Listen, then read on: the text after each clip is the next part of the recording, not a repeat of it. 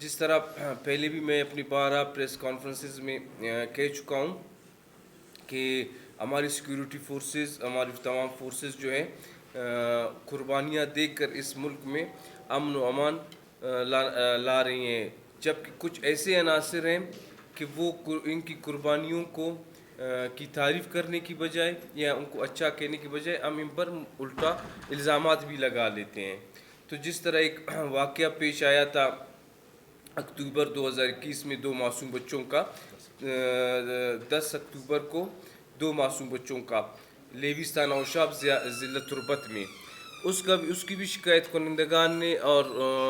کچھ عناصر نے اس کا الزام بھی ہمارے فورسز پر تھوپنے کی کوشش کی، جس کی تحقیقات کا باقاعدہ حکم معزز عدالت نے دی تھی، ہائی کورٹ نے، اور اس تحقیقات کی ذمہ داری جو تھی کرائمز برانچ کی تھی۔ تو کرائمز برانچ نے اس تفتیش کو آگے لے جاتے ہوئے کچھ گرفتاریاں کی ہیں جو نبیل آشم، عبداللطیف، نواز علی اور فراز کے نام سے ہیں۔ ان سے جو دوران تفتیش پوچھا گیا ہے، یہ ایک کالعدم تنظیم BLF کے کہنے پر جو ہے انہوں نے یہ کارروائی کی تھی، جس کے نتیجے میں دو بچے جو ہے شہید ہو گئے تھے، اور انہوں نے مزید بھی جو ہے واردات کا اعتراف کیا ہے، جن میں جنرل سٹور پر حملہ تھا، ایک ڈمپر پر دستی حملہ تھا، FC پر حملے تھے، اور حکیم درزی کی دکان پر فائرنگ۔ تو اس سلسلے میں آپ لوگ کو آگاہ کرنا تھا کہ جو الزامات ہماری فورسز پر لگے تھے یا جو معزز عدالت ہائی کورٹ نے جو ذمہ داریاں ہماری پولیس کو دی تھی، کرائمز برانچ کو، وہ مزید آگے گئے اور ملزمان پکڑے گئے ہیں جنہوں نے اعتراف جرم بھی کر لیا ہے۔ انہوں نے اپنا موقف پیش کیا تھا، تو میں نے حکومت کی جانب سے کہا کہ اگر آپ دوستوں کو تکلیف دوں تاکہ پریس کے ذریعے، میڈیا کے ذریعے جو الزامات ہماری فورسز پر لگتے ہیں وہ بھی دنیا تک پہنچ جائیں کہ حقیقت کیا ہے۔ دیکھیں وہ رپورٹس آ گئیں، انہوں نے اس کے ڈیٹیلز بھی بتائے تھے، آپ لوگ کے ساتھ بھی پبلک کیا تھا۔ جو تفتیش میں نے پہلے دن سے آپ کو کہا تھا، جو بھی اس میں ملوث ہوگا یا تفتیش جس رخ بھی جائے گی اس میں کوئی بھی رکاوٹ نہیں ہوگی۔ دیکھیں آپ سب کوئٹہ کے رہنے والے، بلکہ ہمارے ملک میں، ہمارے صوبے بلکہ پورے ملک میں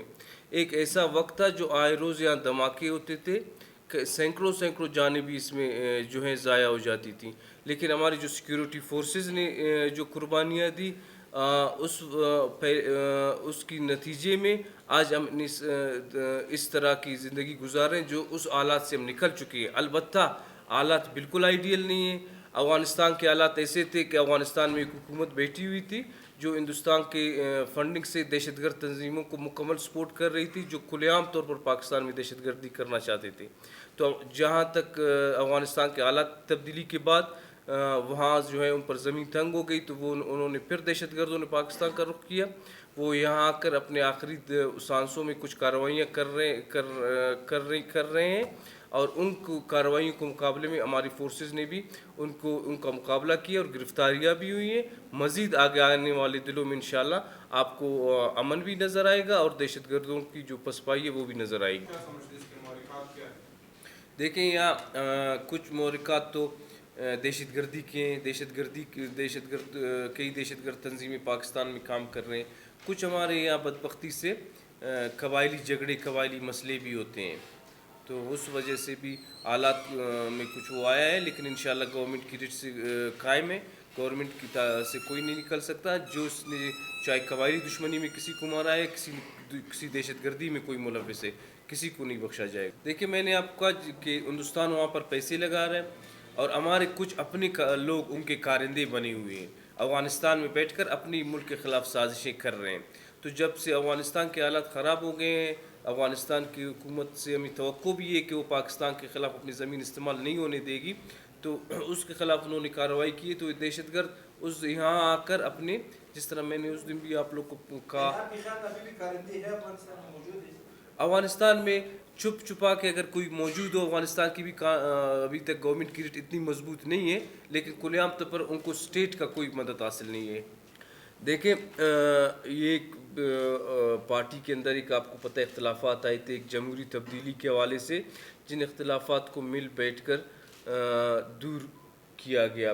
اور جو ہے متفقہ طور پر ایک نیا وزیر اعلیٰ لایا گیا اور پارٹی کی طرف سے مکمل تعاون کیا جا رہا ہے تاکہ پارٹی کی حکومت اور وزیر اعلیٰ جو ہیں ان کی حکومت کامیابی سے آگے جا سکے.